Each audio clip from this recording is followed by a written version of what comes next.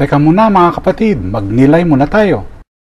Alam mo ba na si San Maximilian Kolbe, bago ialay ang sarili para sa kapwa bilanggo, ay lumabas sa linya, isang galaw na maaaring humantong sa kanyang kamatayan sa Auschwitz?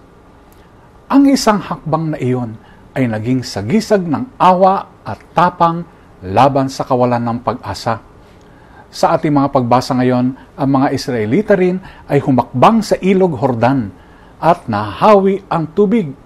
Sa Ebanghelyo, sinabi ni Jesus kay Pedro na magpatawad hindi lang ng 7 ulit, kung hindi 77 ulit. Ang tunay na awa ay hindi nananatili sa gilid. Ito ay gumagalaw, nangangahas at nagpapagaling. Si Maria, Reyna ng Awa, ay humakbang din sa kasalan sa Cana, sa paanan ng krus, at patuloy na nakikialam sa ating buhay.